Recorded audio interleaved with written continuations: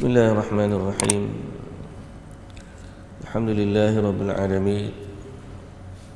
Wassalatu wassalamu ala asyrafil anbiya'i wal mursalin nabiyina Muhammadin wa ala alihi wa sahbihi ajma'in. Rabbi shrah li sadri wa yassir li amri wa hlul 'uqdatan min lisani yafqahu qawli. Amma ba'd. Muslimin dan muslimat, hadirin dan hadirat yang dirahmati Allah Subhanahu wa taala sekalian. Puji dan syukur bagi Allah Subhanahu wa taala, Tuhan sekalian alam.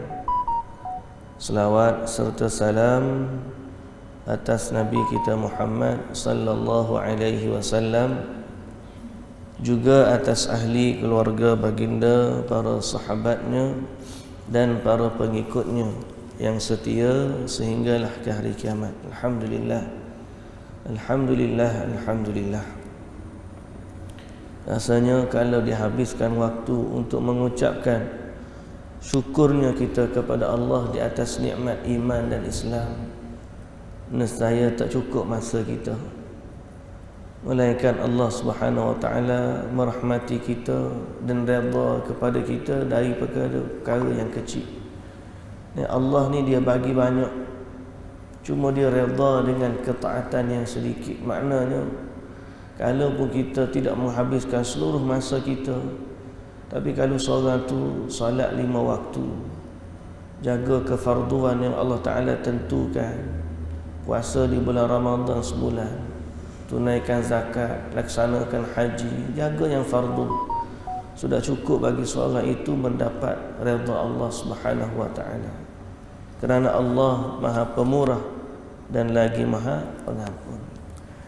Hari ini kita nak baca zikir ataupun syarahan zikir daripada yang antara zikir yang paling agung juga, iaitulah zikir la ilaha illallah wahdahu la syarika lah, lahul mulku wa lahul hamdu wa huwa ala kulli syai'in qadir. Zikir la ilaha illallah ni adalah antara kemuncak zikir, dan lafaz ni sebenarnya juga termasuk doa yang paling afdal, yang paling agung. Dan ia merupakan kalimah yang paling utama yang nak dibaca pada hari Arafah. Pada hari Arafah, yang mana kita ni dekat dah dengan hari Arafah yang berada pada 10 awal Zulhijjah. InsyaAllah hari ni kita cuba habiskan zikir pagi ni. Cubalah, banyak kali dah cuba ni, tapi tak habis semua. Sebab apa? Sebab hari ni Selasa, esok Rabu, lusa Khamis, kemudian Jumaat. Jumaat kita ni dah masuk 1 Zulhijjah. Jumaat ni kita akan masuk 1 Zulhijjah. Jadi kita berbaki 2 hari sebelum awal Zulhijjah, yang mana 2 hari ni kalau ada rezeki insya-Allah kita bicarakan tentang kemuliaan 10 awal Zulhijjah dan juga hukum-hukum yang terkait dengannya. Kerana kalau masuk 1 Zulhijjah nanti ada hukum yang kita terlibat dengannya tak boleh buat, seperti potong kuku, potong rambut bagi orang yang nak berkorban. Jadi kita masuk tu, kalau baru bincang masa tu, alamak dah masuk 1 Zulhijjah, kita lupa nak potong. Jadi kalau kita boleh potong sekarang, hari ni ke, esok ke, lusa ke, bagi orang yang berkorban, okey. Kalau masuk 1 Zulhijjah hari Jumaat, sunat untuk tidak dipotong lah. Bukan kata haram tu, makruh saja untuk potong. Tapi kita ni bukan soal makruh, kau masalah haram. Masalahnya bila kita tahu benda tu sunnah daripada Nabi sallallahu alaihi wasallam, kita nak buat. Tu je. Kalau benda tu sunnah daripada Nabi sallallahu alaihi wasallam, walaupun tidak tahap wajib, tapi oleh kerana sayangnya kita kepada Nabi sallallahu alaihi wasallam, kita nak buat juga. Dan inilah yang kita sebut semalam. Semalam kita sebut asbahna ala fitratil Islam wa ala kalimatil ikhlas wa ala dini nabiyyina Muhammadin sallallahu alaihi wasallam wa ala millati abina Ibrahim hanifan muslima wa ma kana minal musyrikin. Kita nak pagi-pagi kita ni berada di atas kalimatul ikhlas, di atas kalimah, di atas fitrah Allah, di atas kalimah la ilaha illallah, di atas agamanya Nabi Muhammad sallallahu alaihi wasallam, dan juga di atas agamanya Nabi Ibrahim. Jadi bila kita tahu benda ni datang daripada Nabi sallallahu alaihi wasallam, kita usaha sedaya upaya untuk kita amalkan ia. Baik. Kembali kepada zikir la ilaha illallah wahdahu la syarikalah, lahul mulku wa lahul hamdu wa huwa ala kulli syai'in qadir.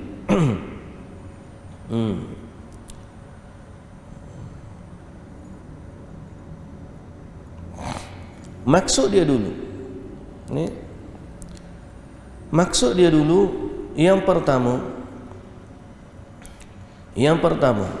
maksud dia dulu la ilaha illallah, tidak ada Tuhan yang berhak disembah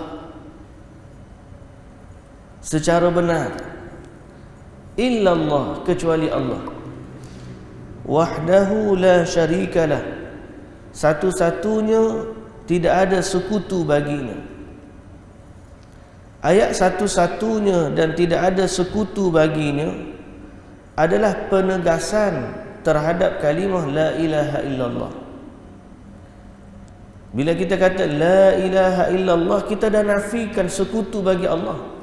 La ilaha illallah, tidak ada Tuhan yang berhak disembah melainkan Allah. Macam mana tu?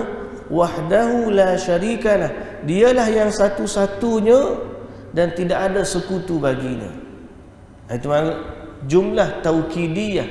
Dalam bahasa Arab, ayat wahdahu la syarikalah ni merupakan ayat penguat yang menegaskan makna la ilaha illallah. Sama dalam zikir kita lepas salat, kita sebut 3 kali la ilaha illallah. Kita sebut 3 kali la ilaha illallah dan kita memberi penegasan kepadanya. Pertama, la ilaha illallah wahdahu la syarikalah, lahul mulku wa lahul hamdu wa huwa ala kulli syai'in qadir. Allahumma la mani'a lima a'taita wa la mu'tiya lima mana'ta wa la yanfa'u dzal jaddi minkal jadd. 2, la ilaha illallah wahdahu la syarikalah, lahul mulku wa lahul hamdu wa huwa ala kulli syai'in qadir. Apa? Allah tak mari dah. La ilaha illallah wahdahu la syarikalah, lahul mulku wa lahul hamdu wa ala kulli syai'in wa la haula wa la quwwata illa billah. 2. Kemudian la ilaha illallah wahdahu la syarikalah, lahul mulku wa lahul hamdu wa huwa ala kulli syai'in qadir. La ilaha illallah wahdahu lahu mukhlishina lahu ad-din walau karihal kafirun. Ataupun lahul hamdu wa lahul thana'ul hasan. Semua tu ayat-ayat memberi penegasan kepada kalimah la ilaha illallah. Kuncinya duk mana? Kuncinya pada la ilaha illallah.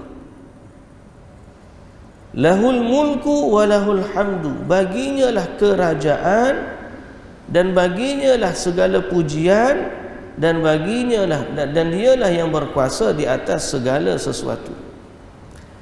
Berkaitan dengan kelebihan ini, berkaitan dengan kelebihan ini, baik, ada 2 hadis. Hujan. Hadis yang pertama, barang siapa yang mengucapkan zikir tersebut dalam sehari sebanyak 100 kali,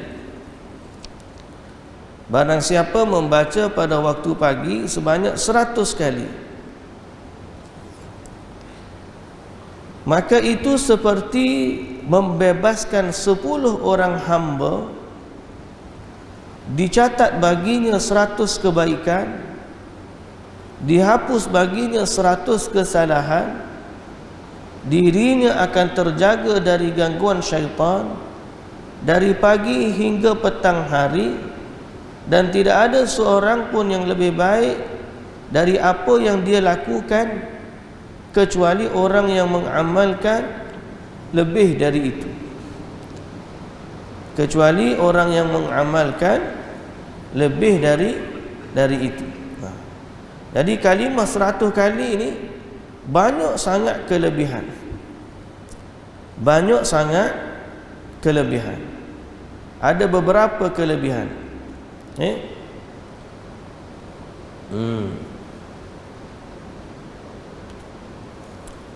Dia baca 100 kali, dia dapat beberapa perkara. Pertama, pahala seperti memerdekakan 10 orang hamba. Yang kedua, dicatat baginya 100 kebaikan. Ketiga, dihapuskan darinya 100 kesalahan. Yang keempat, dijaga daripada syaitan dari pagi sehingga ke petang.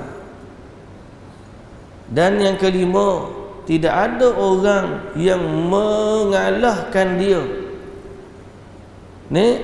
Yang tidak ada seorang pun yang lebih baik daripada dia, kecuali orang yang mengamalkan dia lebih daripada itu. Baik. Apakah syarat 100 ini mesti 100 kali sekaligus? Jawapannya tidak menjadi syarat mesti 100 kali sekaligus untuk dapatkan jumlah bilangan 100 kali. Tak jadi syarat. Kalau dia ambil 10 kali, 10 kali, 10 kali, 10 kali, sehinggalah 100, boleh dia bagi dia. Untuk dapatkan bilangan 100. Kerana qaid ataupun syarat yang disebut dalam hadis ni 100 kali dalam sehari.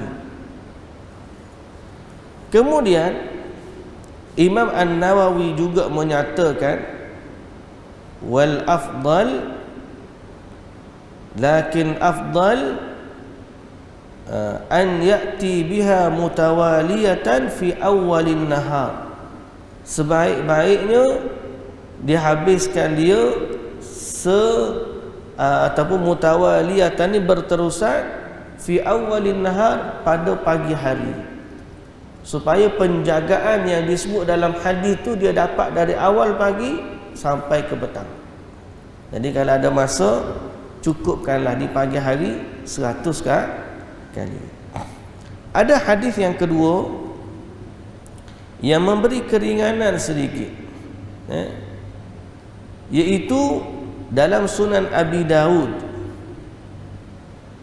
dan selainnya dari Anas bin Malik dari Nabi sallallahu alaihi wasallam, yang mana kalau dia kata siapa yang bacanya di pagi hari sebanyak 10 kali,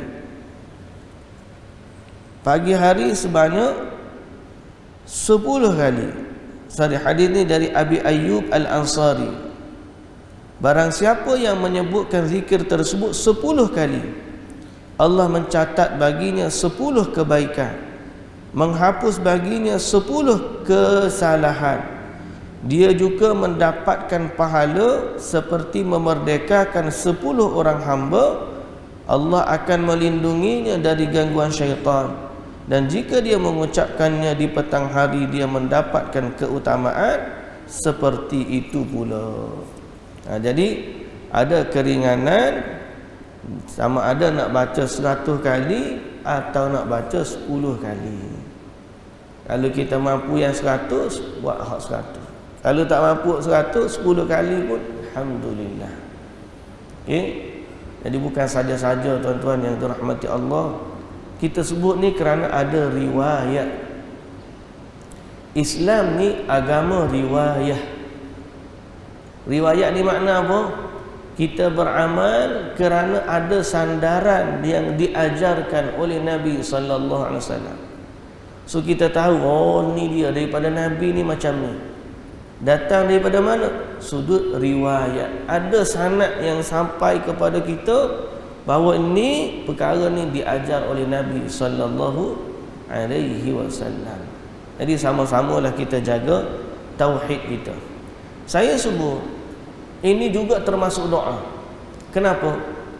Kerana terdapat satu hadis Nabi sallallahu alaihi wasallam sebut, khairud du'a du'ai Arafah wa khairu ma qultu ana wan nabiyyuna min qabli la ilaha illallah wahdahu la syarika lah lahul mulku wa lahul hamdu wa huwa ala kulli syai'in qadir. Sebaik-baik doa, kata Nabi, doa pada hari Arafah. Hari Arafah bila? 9 Zulhijjah. Sebaik-baik hari untuk berdoa adalah doa pada hari Arafah. Hak paling utama bagi orang yang duduk di padang Arafah sedang berwukuf. Hak ni hak paling utama. Tapi boleh tak orang yang tak pergi haji nak doa juga pada hari Arafah? Jawapan dia boleh. Maka sebaik-baik doa yang dibaca pada hari tersebut, terutamanya bagi orang yang berada di padang Arafah, Nabi sallallahu alaihi wasallam kata doa itu ialah la ilaha illallah wahdahu la syarikalah lahul mulku wa lahul hamdu wa huwa ala kulli syai'in qadir. Lalu kata, ya Allah, dan Ustaz, dia minta gapo Dia minta gapo doa sebab Nabi kata doa.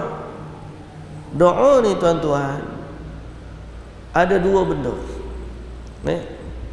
Doa yang pertama, doa masalah, doa permintaan. Ya Allah, aku nak begini, ya Allah aku nak begitu, ya Allah aku nak A, aku nak B, aku nak C.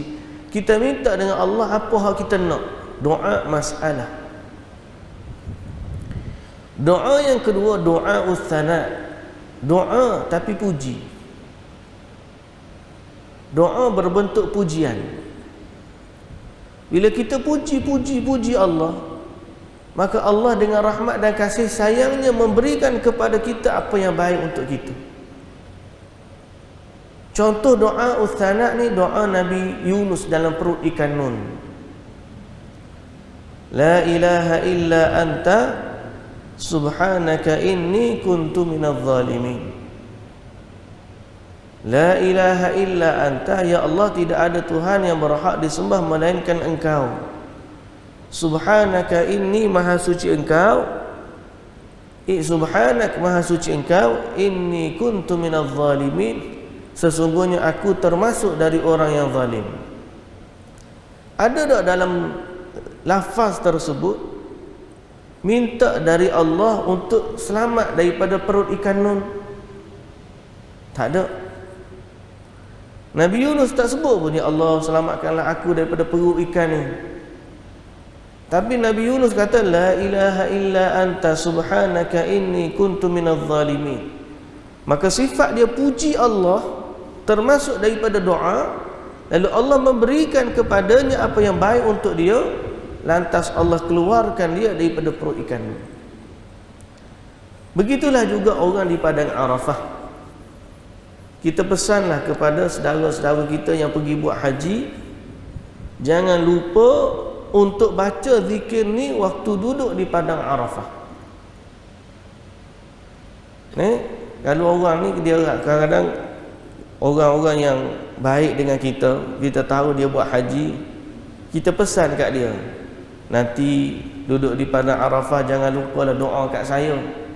Nah, kita pun sebutlah nak minta apa. Ada orang nak minta rezeki, ada orang nak minta jodoh, ada orang nak minta anak dia pandai, ada orang nak minta rezeki apa tu, kerjaya dia bertambah, macam-macam lah. Maka selain daripada kita pesan benda tu, kita pesan juga di sudut ilmu ni. Aku dengar ustaz bagi tahu padang Arafah nanti sebaik-baik doa, sebagaimana dalam hadis Nabi sallallahu alaihi wasallam kata sebaik-baik doa pada hari Arafah, dan sebaik-baik yang dibaca pada hari tersebut ialah la ilaha illallah wahdahu la syarikalah lahul mulku wa lahul hamdu wa huwa ala kulli syai'in qadir. Maka di padang Arafah tu diselangi antara dua bentuk, doa masalah dan juga doa uthana. Kita sebut hak kita nak, lepas tu kita pun la ilaha illallah wahdahu la syarikalah lahul mulku wa lahul hamdu wa huwa ala kulli syai'in qadir. Pas sebut pula hak kita nak, lepas tu kita selang-selikan dengan la ilaha illallah wahdahu la syarikalah lahul mulku wa lahul hamdu wa huwa ala kulli syai'in qadir. Dan dalam zikir ni juga ada satu rahsia doa, bahawa doa ni, rahsia doa yang paling utama ialah bukannya lafaz doa yang bombastik, bukanlah suara yang mendayu-dayu. Kalaupun suara yang mendayu-dayu tu digalakkan untuk berdoa dengannya, tapi rahsia dalam doa sebenarnya apabila seorang hamba mengaku kepada Allah bahawa Allah lah Tuhan, dia tu hamba yang lemah. Sebab kalau kita perhatikan doa para nabi, semuanya ada elemen tauhid kepada Allah. Tauhid. Rahsia doa ni tauhid. Kita tak minta kepada selain Allah, dan bila kita minta kepada Allah, kita rendahkan diri kita serendah-rendahnya, dan kita puji Allah Azza wa Jalla setinggi-tingginya. Itu antara rahsia dalam doa. Kalau tuan-tuan nak doa mudah dikabulkan, maka pujilah Allah. Dan waktu kita puji Allah, yang paling Allah suka ialah puji Allah dengan tauhid, bahawa Allah, Engkaulah Tuhan, tidak ada sekutu bagimu, dan tidak ada yang berhak disembah melainkan Engkau ya Allah. Bagi Engkaulah segala kerajaan dan kekuasaan, bagi Engkaulah segala puji-pujian, dan Engkau maha berkuasa di atas segala sesuatu. Kalau puji Allah macam tu, maka itu termasuk daripada sebaik-baik doa. Contoh yang lain, doa Nabi Ayub alaihi salam. Pendek je doa Nabi Ayub. Anni massani ad-durru wa anta arhamur rahimin. Ya Allah, aku ditimpa kemudaratan, kata Nabi Ayub. Dan Engkau, kata Nabi Ayub, Engkau wa anta arhamur rahimin. Engkaulah Tuhan yang sebaik-baik, Tuhan yang merahmati. Tidak ada yang lebih rahmat daripada Allah Azza wa Jalla. Jadi ada pujian dan ada permintaan. Jadi doa ni kena macam tu. Doa ni ada pujian, ada permintaan. Kita kadang-kadang kalau doa ke Arab, kita puji. Tapi kalau doa ke Melayu, kita jarang puji. Kita kurang memuji Allah. Kurang memuji Allah. Ya Allah, Engkaulah Tuhan yang maha agung, Engkaulah Tuhan yang maha berkuasa, Engkaulah Tuhan yang maha pengampun. Tidak ada Tuhan yang berhak disembah melainkan Engkau ya Allah. Tidak ada Tuhan yang berkuasa di atas segala sesuatu melainkan Engkau ya Allah. Engkaulah yang maha luas rahmat-Mu, Engkaulah yang maha luas keampunan-Mu. Engkaulah Allah, tidak ada Tuhan bagi kami melainkan Engkau. So kita puji Allah dengan kalimah-kalimah tauhid. Itu antara rahsia bila kita berdoa.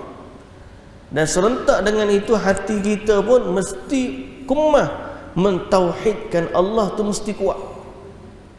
Jadilah lafaz ni sebaik-baik doa. Jadi pesan kepada orang untuk pergi Arafah, dan kita juga nanti pada 9 Zulhijjah boleh untuk berdoa. Cuma tidaklah doa pada hari Arafah tu mesti dibuat timing dia sama seperti orang wukuf di Arafah. Itu tak perlu. Kerana apa? Kerana kita ikut timing kita sendiri dalam ibadat di tempat kita. Seperti contoh berpuasa pada hari Arafah. Berpuasa pada hari Arafah kita ikut timing kita. Sahur subuh kita, buka maghrib kita. Kita tak ikut timing Mekah. Takkanlah kita pada hari Arafah 9 Zulhijjah kita nak puasa tunggu time subuh di Mekah. Kita nak buka tunggu time maghrib di Mekah. Tak. Kita bersahur dan berbuka ikut timing kita. Maka begitulah juga waktu berdoa. Dan tidak mesti untuk buat majlis-majlis besar, kumpul di masjid atau di tempat untuk kita berdoa. Sebaliknya berdoalah kepada Allah pada hari tersebut. InsyaAllah nanti kita bincangkan pada esok dan lusa ada rezeki, insyaAllah. Kita pergi kepada zikir yang seterusnya. Zikir ni termasuk zikir istimewa lagi. Istimewa belaka zikir yang kita baca ni. Sebab kita baca hak Nabi ajar. Tak istimewa lagu mana, Nabi ajar. Kalau kita kata dia mau tahu mana Nabi ajar, ada sanad dia ni, ada riwayat, referen kita ada. Ni. Referen dia hadis ni riwayat Imam Muslim. Subhanallahi wa bihamdihi adada khalqihi wa ridha nafsi wa zinata arsyi wa midada kalimati. Pertama dari sudut makna, kalimah subhanallah adalah puji kepada Allah, maha suci Allah, wa bihamdi, dan aku memujinya, adada khalqihi, sebanyak bilangan makhluknya, wa ridha nafsihi, sesuai keredaannya, wa zinata arsyihi, seberat timbangan arasnya, wa midada kalimatih, dan sebanyak tinta yang menulis kalimahnya. Baik, itu makna dia. Kita maknanya puji Allah sebanyak bilangan makhluknya, seluas atau sesuai dengan keredaannya, seberat timbangan arasnya, dan sebanyak bilangan tinta yang menulis kalimatnya. Satu hari saya pergi dengan anak-anak saya. Kita pergi berkela. Kela kawasan air terjun, cantik tempat dia. Bila dalam tu saya pun tanya, panggil anak-anak tu, kita pun tazkirah. Tazkirah lah. Tanya-tanya boleh tazkirah ni anak-anak. Dia tak boleh tazkirah seumur. Dia kena buah banyak. Tapi hari tu jadi muk tazkirah. Sambil-sambil buah lah. Kita tengok budak-budak sekarang ni dia suka like. Kalau buat apa-apa di media sosial untuk like orang atau dapat like, butang like. Lagi banyak butang like, lagi seronok. Sebab apa? Like itu merupakan salah bentuk pujian di zaman moden. Nah, orang tengok, oh bagusnya awak. Orang tak kata macam tu, orang tekan butang like. Makin banyak like, makin rasa seronok dipuji. Betul tak? Kalau kita buat sesuatu benda, orang pun tekan butang like. Macam kuliah ke, orang dah tekan butang like. Kita pun seronok. Pasal apa? Itu bentuk pujian di zaman moden. Jadi saya tanya anak-anak saya, sebab dia faham bahasa butang. Dia tak faham bahasa kita sebut mulut ni. Dia nak puji awak cantik lah, awak baik lah, awak bagus lah. Tak. Budak-budak lah, gempak gila, bahasa-bahasa gitu kok dia puji. Hak lain daripada tu, bahasa dia tekan butang. Tu je. Jadi saya nak suruh budak tu faham. Saya kata, andai Allah Ta'ala buka butang like untuk puji semua bentuk kejadian dia yang indah ni, berapa banyak like yang kita nak tekan? Berapa banyak puji-pujian yang kita nak sebut kepada Allah Subhanahu Wa Ta'ala? Dia pun kata banyak. Banyak mana? Orang ni kata 1000, orang ni kata 100,000 kali, orang ni kata, dia reti bilangan-bilangan tersebut. Lepas tu saya kata, cuba sebut bilangan yang paling banyak yang kita boleh sebut. Ada anak-anak sebut sebanyak bintang di langit. Saya kata bagus. Ada kata sebanyak buih di lautan. Saya kata bagus. Ada kata sebanyak titisan air hujan. Saya kata bagus. Semua ni benda-benda yang dia nampak berat, banyak. Lalu saya kata, kalau Nabi SAW ajar kita puji Allah lebih banyak daripada bintang di langit, lebih banyak daripada buih di lautan, lebih banyak daripada titisan-titisan hujan.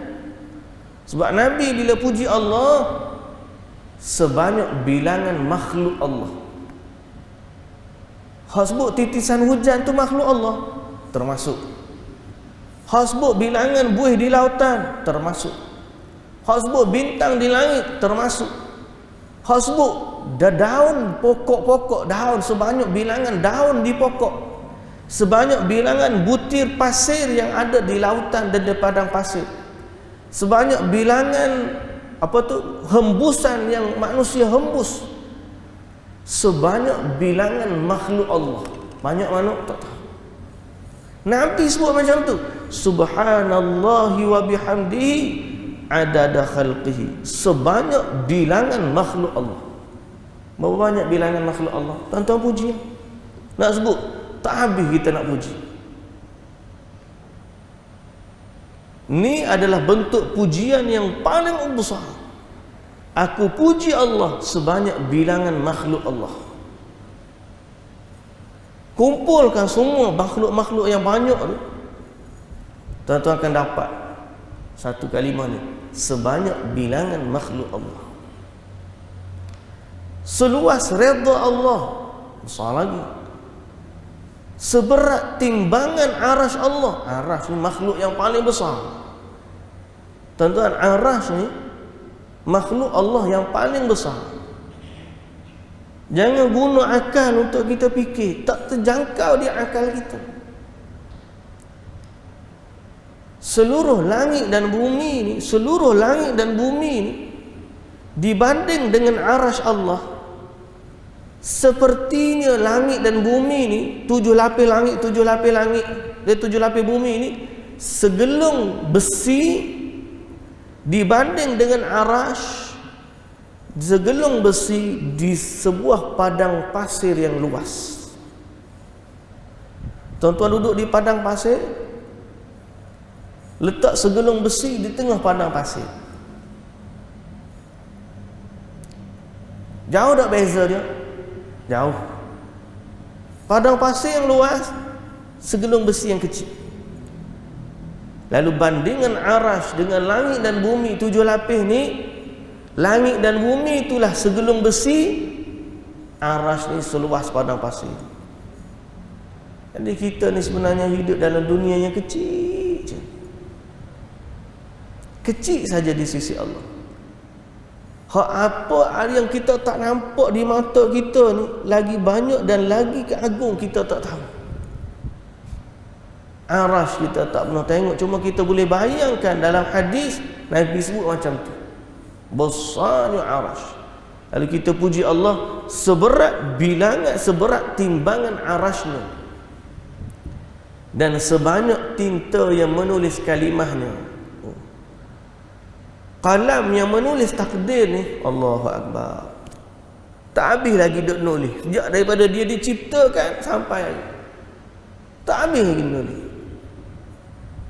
Jadi sebab tu banyaknya puji-pujian yang kita sebut kepada Allah Subhanahu wa taala. Justru hadis ni, zikir ni datang dengan satu cerita, satu kisah, iaitu kisah Nabi SAW dengan Ummul Mukminin Juwairiyah. Satu hari Nabi SAW balik ke rumah, jumpa isteri dia Ummul Mukminin Juwairiyah bintil Harith. Dia sedang berzikir di tempat solat dia dalam rumah dia. Nabi pun tengok. Kemudian Nabi keluar daripada rumah sampai waktu duha. Nabi balik rumah semula. Nabi tengok isteri dia ni masih lagi duduk situ berzikir lagi. Nabi tanya dia, lebih kurang daripada tadi sampai sekarang tak habis lagi zikir? Dia kata tak lagi, duduk sini lagi. Lalu kata Nabi SAW, aku sebut 4 kalimah sebanyak 3 kali lebih berat timbangannya daripada apa yang kamu baca sejak pagi tadi sampai sekarang. Apa dia 4 kalimah tu? Subhanallahi wa bihamdihi, maha suci Allah dan segala puji baginya, adada khalqihi, sebanyak bilangan makhluk dia, wa ridha nafsihi, sesuai dengan redanya, wa zinata arsyihi, seberat timbangan arasnya, wa midada kalimati, sebanyak bilangan tinta tulisannya, tinta kalimahnya. Jadi 4 pujian ni Nabi kata, jika ditimbang dengan apa yang kamu baca sejak pagi tadi sampai waktu duha ni, tak bangun-bangun ni, hak aku baca ni lebih berat timbangannya di sisi Allah. Jadi kita hak ni jangan tinggal. Hak ni jangan tinggal. Apa dia? Subhanallahi wa bihamdihi adada khalqihi wa ridha nafsi wa zinata arsyihi wa midada kalimati. Nabi kata, banding isteri dia, isteri Nabi ni bukan level orang lain. Level isteri Nabi baca daripada subuh sampai waktu duha, tak berganjak daripada tempat solat dia. Nabi baca 4 kalimah ni 3 kali je, lebih berat di timbangan Allah berbanding hak tadi. Besar tak fadilat dia? Besar. Sebab tu saya kata kita ni kena cari zikir hak Nabi. Kalau Nabi ajar ni, tak ada orang yang boleh mengalahkan zikir Nabi. Pendek, tapi dia punya power dahsyat. Kalau orang tu duk baca zikir 1000 kali sekali, tapi hak tidak hak Nabi, banding sekali ni hak Nabi, jauh beza. Sebab Nabi tu Nabi. Tu nak kata, kena letak level Nabi tu tinggi. Bila Nabi ajar sesuatu, tak ada amalan yang boleh mengalahkan dia. Sebab apa? Sebab Nabi lah orang yang paling tinggi kedudukannya di sisi Allah, dan orang yang paling dicintai dan paling diredai oleh Allah Subhanahu wa ta'ala. Maka dalam beramal, cari hak Nabi. Bukti dia, kisah tadi lah. Isteri Nabi tu zikir daripada pagi sampai duha. Zikir dah ni hak Nabi ajar juga dia zikir ni. Tapi mari hak istimewa Nabi lagi, Nabi ajar hak istimewa ni. Subhanallah wa bihamdihi adada khalqi wa ridha nafsi wa zinata arsyi wa midada kalimati. Baca hak ni 3 kali. Lebih baik. Makna kalau tak baca hak lain pun boleh dah. Cuma kalau baca, tambah lagi lah kebaikan dia. Okay? Yang seterusnya, Allahumma inni as'aluka ilman nafi'a. Ya Allah, aku minta kepadamu atau darimu ilmu yang bermanfaat, rizqan thayyibah, rezeki yang baik, wa amalan mutaqabbala, dan amalan yang diterima. Ini juga kita minta dengan Allah Subhanahu wa ta'ala. Yang seterusnya, subhanallahi wa bihamdih. Okay.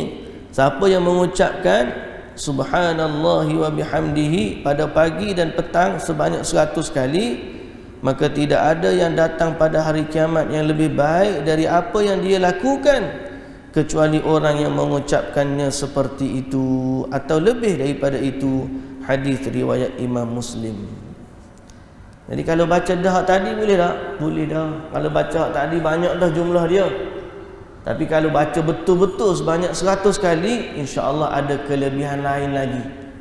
Hak Nabi sallallahu alaihi wasallam ajar dan sebut.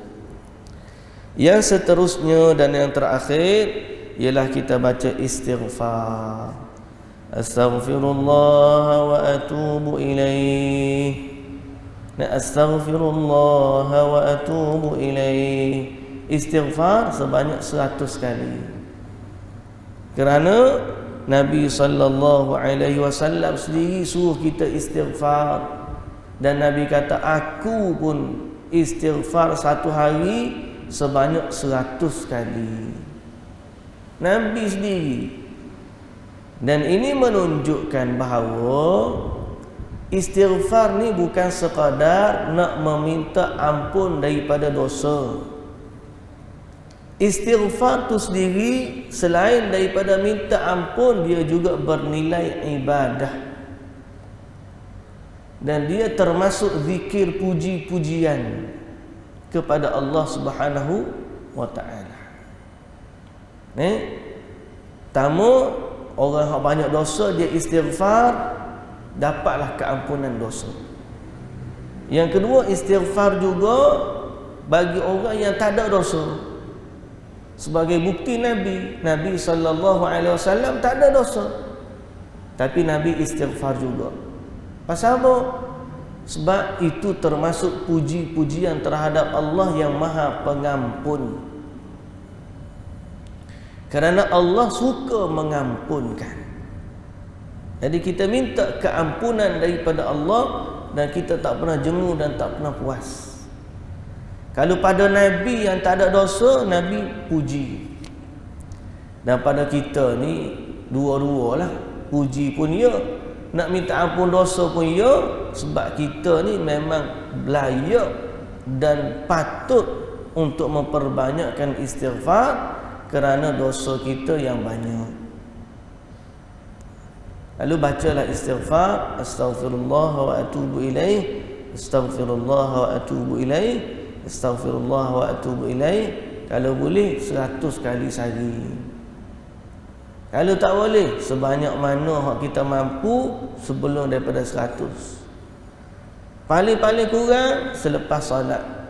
Setiap kali pas solat, Nabi istighfar sebanyak 3 kali. Astaghfirullah, astaghfirullah, astaghfirullah. Ataupun astaghfirullahal azim, astaghfirullahal azim, astaghfirullahal azim. Lafaz tu tidak dinyatakan. Adalah daripada Al-Imam Al-Auza'i, dia kata astaghfirullah, astaghfirullah, astaghfirullah. Tapi dia menafsirkan. Perbahasan ulama zikir lepas salat ni boleh lagi astaghfirullahal azim atau astaghfirullah wa atubu ilaih, astaghfirullahal azim alladzi la ilaha illa huwal hayyul qayyum wa atubu ilaih, boleh. Tak menjadi kesalahan. Okey. Tapi nak sebutnya yang penting kita faham erti istighfar dua. Pertama adalah puji-pujian terhadap Allah, kerana Allah Tuhan yang Maha Pengampun. Yang kedua, memang hakikatnya kita minta keampunan dari Allah daripada dosa-dosa kita, kerana kita adalah hamba yang banyak melakukan dosa. Ada lagi zikir-zikir yang banyak yang tidak disebutkan di sini dalam kumpulan-kumpulan zikir yang umum, dan sebahagiannya ada yang dipertikaikan kesahihannya, darjatnya, seperti selawat di pagi hari 10 kali dan di petang hari 10 kali. Boleh saja dibacakan kalau kita nak baca, mengharapkan pahala dan kelebihan daripadanya. Dan banyak lagi zikir-zikir yang umum yang kita boleh baca. Termasuklah juga jangan dilupakan setiap hari kita kena baca Quran sebagai zikir kita. Mudah-mudahan Allah Subhanahu wa taala merahmati kita semua. Muslimin dan muslimat yang dirahmati Allah, kita berhenti setakat tu, alhamdulillah. Tamatlah kita pada huraian zikir pagi. Insya-Allah besok hari kita akan berbicara dan bincang tentang hukum-hukum pada 10 awal Zulhijjah. Galakkan dia dan amalan-amalan yang nak dilakukan padanya. Selain daripada juga kita nak bincang hukum-hukum berkaitan dengan ibadat korban.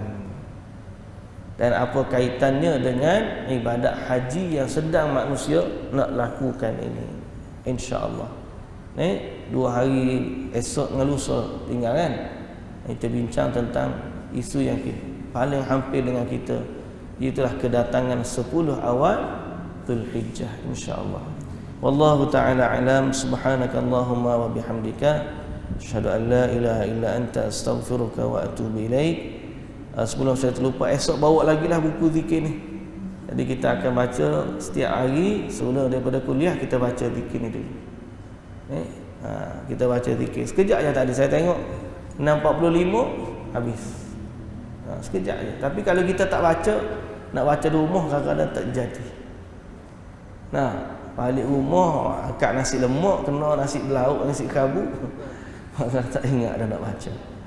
Jadi insya-Allah bawa lagi buku zikir ni. Kita baca setiap hari insya-Allah. Wallahu ta'ala alam. Subhanakallahumma wa bihamdika asyhadu an la ilaha illa anta astaghfiruka wa atubu ilaik. Aqulu qawli hadza wa astaghfirullahal azim li wa lakum. Wassalamu alaikum warahmatullahi wabarakatuh.